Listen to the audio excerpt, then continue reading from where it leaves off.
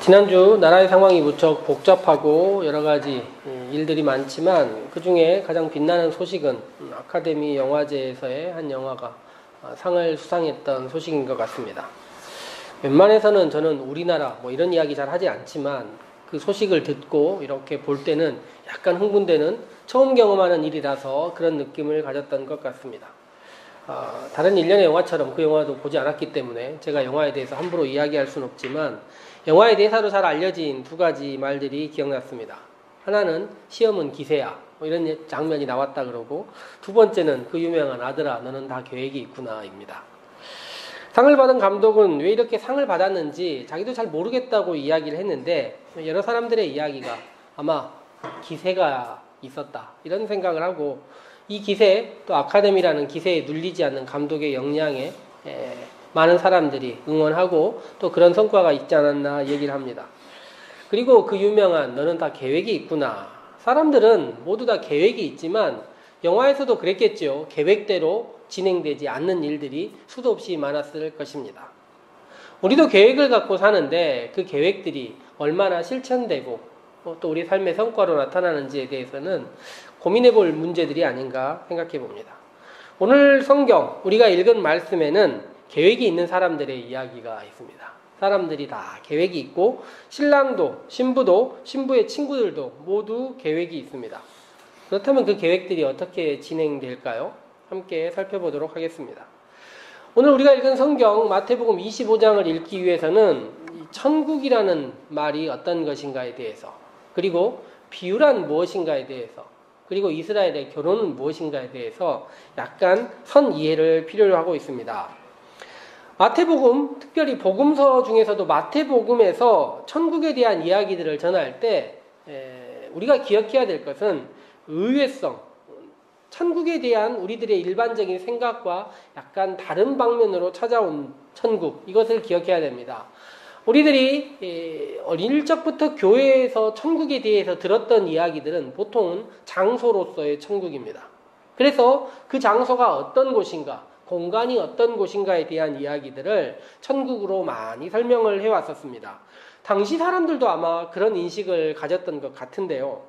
예수님께서는 천국에 대해서 이야기하실 때 장소나 공간의 개념보다는 관계의 개념으로 천국을 이야기를 하셨습니다.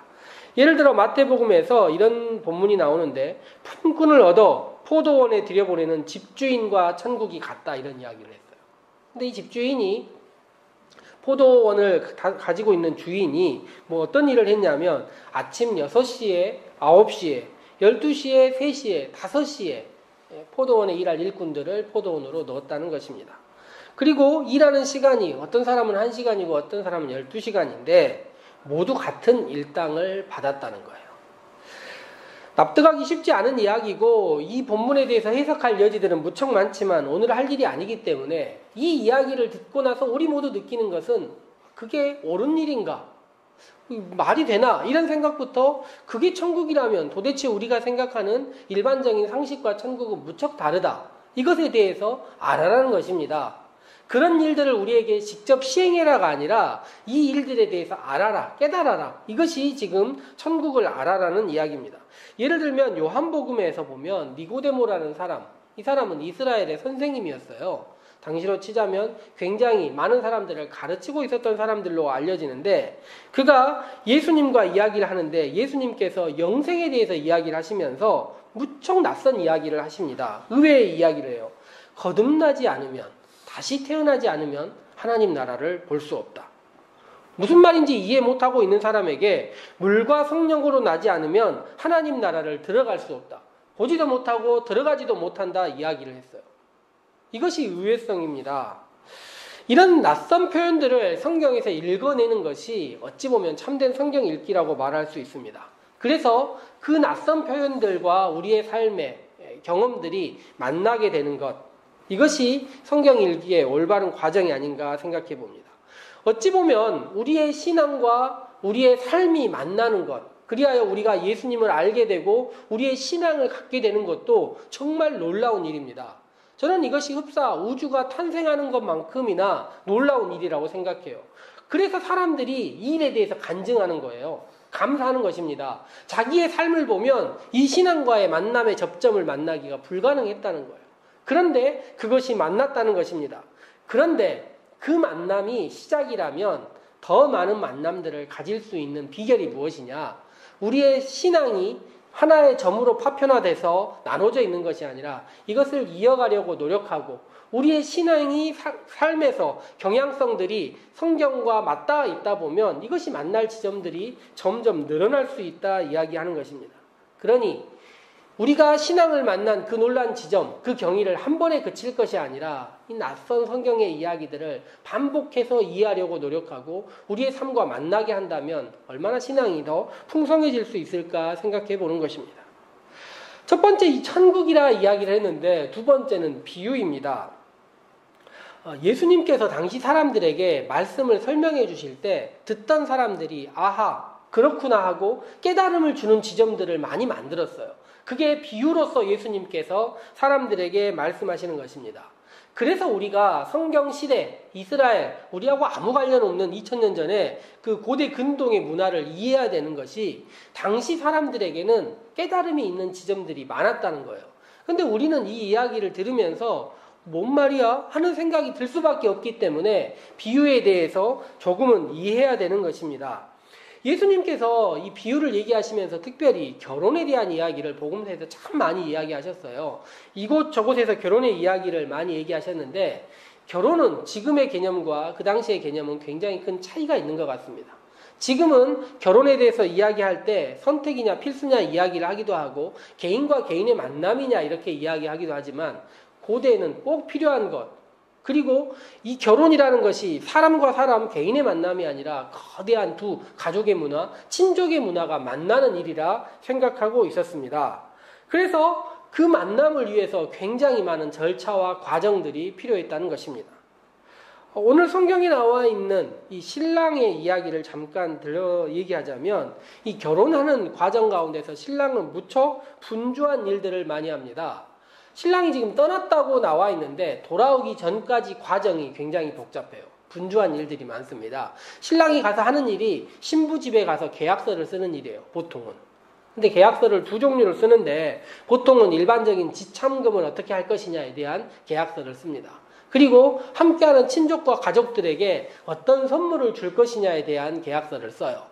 구약 성경이 있다 보면 믿음의 조상들이 어딘가 가서 신부를 데려올 때마다 뭘 주고 하는 이야기들이 굉장히 많은데 이 지참금이나 선물에 대한 문제는 그냥 흔쾌히 줄 수 있는 문제는 아니었다는 것입니다. 밀당이 굉장히 있었다는 거예요. 계약을 쓸 때. 그래서 오늘 성경에서 신랑이 늦게 오는 가장 큰 이유 중에 하나는 이 이야기를 들은 사람들이 많습니다. 이 계약이 쉽지 않다는 거예요. 거기서 어쨌든 계약을 잘해야 되기 때문에 그 일이 많이 걸리는 것이고 계약이 끝나고 신랑이 신부를 데리고 자신의 집으로 돌아올 때 보통은 마을 공동체 자신들이 모르는 공동체에서 결혼을 하는 일은 흔치 않았기 때문에 아는 공동체에서 돌아오는 길에 찾아봐야 될 많은 사람들을 만나고 올 수 있다는 것이죠. 그래서 누군가를 만나고 어른들 만나러 가면 어른들이 신랑 신부에게 해줄 말이 많지 않습니까? 간단하게 격려를 할까요? 오랜 시간 이야기를 할까요? 보통은 자기들 이야기를 하면서 오랜 시간 이야기를 하고 또 이야기를 하다 보니 어떻게 되었겠습니까? 오늘 5절에 기록되어 있는 신랑이 더디옴으로 이 말씀이 충분히 그들에게 이해가 되는 말씀이었다는 것입니다. 당시 사람들은 어떤 생각을 갖고 있었냐면 이 기다림, 늦어진다는 것에 대해서 무척 익숙하게 생각하고 있었습니다. 그렇다면 이제 신랑과 신부가 자신의 집을 떠나서 낯선 곳으로 가는데 특히 신부 입장에서 낯선 곳으로 갈 때 이 사람들이 얼마나 어려움이 있었겠습니까? 여자 입장에서 말이에요. 우리가 최근에 읽고 있는 후아유라는 책을 보면 이 결혼이라는 것은 다양한 문화의 만남입니다. 우리 모두 다문화 속에 있다 말할 수 있다는 것이죠. 그런 그 낯선 장소에서 낯선 상황에서 의지할 사람들이 유일하게 누구겠습니까? 자신을 기다리는 친구들입니다. 이 친구들이 그의 결혼의 시작의 어색함과 두려움을 충분히 이기게 해준다는 것입니다. 그래서 이 일을 위해서 결혼식 안에서 친구들은 신랑의 집에 미리 가서 신부가 들어오는 것을 맞아주고 그들을 축하해주는 일, 귀향을 맞아주고 결혼 예식의 마지막을 축하해주는 일을 위하여 신부들이 존재하는 것입니다. 복음서는 우리가 읽는 말씀 가운데 처음 나와 있는 2절, 이 슬기 있다는 말에 대해서 여러 가지 번역을 해요. 이 같은 단어를 지혜롭다, 어떤 곳에서는 슬기롭다, 어떤 곳에서는 신중하다 이야기를 합니다. 정말 그렇게 해야 되는 거예요. 결혼이란 이 신부 입장에서는 무척 두려운 일이기 때문에 신중하게 준비해야 되고 지혜롭게 얘기를 해야 되고 슬기롭게 맞이해야 되는 것들, 이 결혼을 준비하는 사람들의 필수적인 요소라는 것입니다. 그런데 오늘 성경을 읽다 보면 한 가지 아실 수 있는 게 결혼이 오늘 설교의 중심이 아닙니다. 1절 말씀을 보면 천국은 열처녀의 이야기라고 알려져 있어요. 이들이 주인공입니다. 결혼이라는 말 속에서 우리들은 신랑과 신부가 돌아오는 것을 모두 알고 있고 그 친구들이 어떻게 하느냐가 천국을 준비하는 자세라는 것을 알려주고 있습니다. 그런데 그들이 해야 될 가장 중요한 것 하나를 성경은 뭐로 얘기합니까? 등불. 어떤 사람들은 이 본문을 횃불이라고 얘기하는데 등불이든 횃불이든 어쨌든 등을 준비하고 있어야 된다는 거예요. 등이 무엇일까요? 우리 과거를 생각해 보자면 우리나라도 예전에는 다 등이 시골길은 어둡지 않았었습니까? 당연히 무엇인가 등불이 있어야 하는 것이 당연한 것이겠지요. 그런데 예수님 시대의 이스라엘 여성들이 밤에 등불을 들고 다니지 않는 것은 자기 자신을 방어하지 않는다는 표현이에요. 자기 자신을 함부로 하겠다는 표현입니다. 그러니 밤길과 등불은 마땅히 닿아 있는 누구라도 연결해서 생각할 수밖에 없는 지점이에요. 그런데 이 여성과 등불이라는 것이 마땅히 닿아 있는 지점인 것처럼 등불과 기름 또한 마땅히 닿아 있는 지점입니다. 여성이라면 등불, 등불이라면 기름이 당연히 연결되어야 한다는 것입니다. 그런데 오늘 성경에서 보면 이 이야기 가운데서 떠난 신랑이 늦어지는 이야기, 여기까지를 우리가 알고 있다 생각하고 신랑이 늦어지는 이야기가 전해져 있습니다. 성경에 보니 5 친구는 미련하고 5은 슬기 있다고 나와 있는데 누가 그런 사람인지 우리는 전혀 알 수 없는 상태입니다.